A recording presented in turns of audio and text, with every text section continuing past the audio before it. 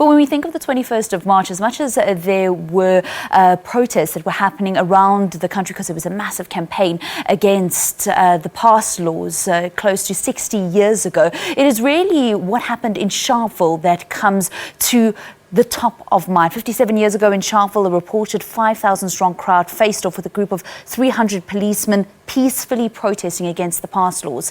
A panic moment saw fire being opened, 69 people killed, 180 people seriously injured, and we remember it as the Sharpeville massacre. Gillian Pillay actually finds herself in Sharpeville. A very good morning to you, Gillian. A very good morning to you, Valen. As you said there, a lot of remembrances of those events that transpired some 57 years ago. But what you're seeing now is really commemorations that have kicked off very early this morning. We're seeing young people really at the forefront here at the Sharpeville precinct, where we find ourselves. A flash mob, a dramatization, a reenactment of what unfolded right here in this area. We're a little distance away from the police station, and where we find ourselves, we are actually on the memorial site where that tragedy unfolded. A little bit later today, as you can imagine, there'll be a host of activities, a host of commemorations. And from early this morning, we saw a wreath-laying ceremony taking place at the Pilindaba cemetery this morning. But we are now in the memorial site where the victims have been commemorated, where celebrations are expected to take place a little bit later this morning.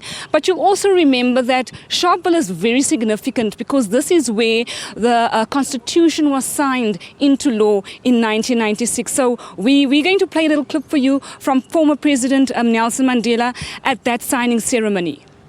As your first democratically elected president, I feel honored and humbled by the responsibility of signing into law a text that embodies our nation's highest aspirations. In writing the words which today become South Africa's fundamental law, our elected representatives have faithfully heard the voice of the people. To the Constitutional Assembly and to its chairperson and deputy chairperson, who guided it through a complex of arduous process, we owe thanks.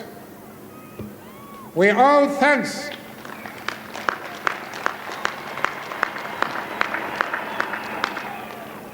We owe thanks to the Constitutional Court, which has proved a true and fearless custodian of our constitutional agreements.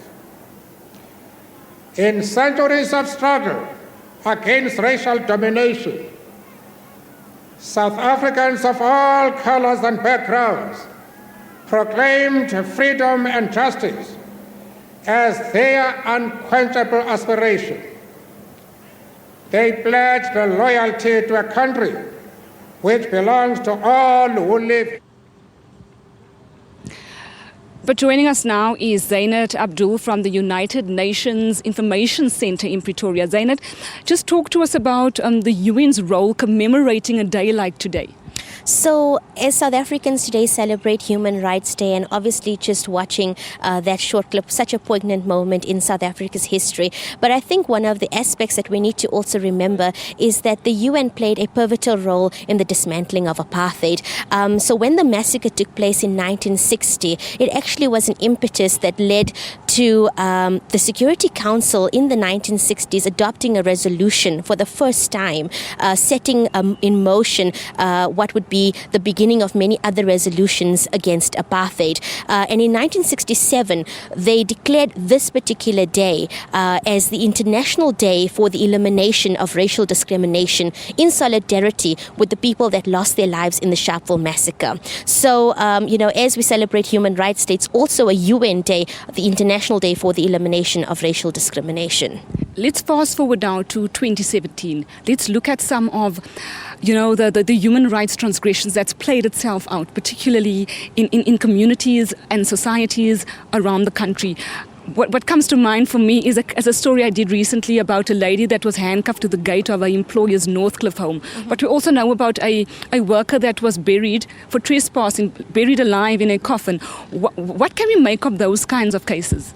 So I think, Jolene, it's very difficult. There are times when these incidents do crop up, and as much as we are living in a democratic South Africa, unfortunately we are going to see incidents of racism. The mindset still needs to change among some communities, among some people. I mean, we've had incidents on social media, such as the penny sparrow and the incident of a real estate agent and so on. So it is clear that as far as we have come as a democratic country, as far as South Africa has made great strides in terms of democracy, there's still pockets, I don't know if it's even fair to say pockets of racism or a mindset of people still with that sort of thinking. However, on the offset also, Human Rights Day is about human dignity. And I think that's why we have a civil society that is so robust. When we see racism rearing its ugly head, we are so quick to take on and to say, that's not on. We will not tolerate that in a democratic South Africa.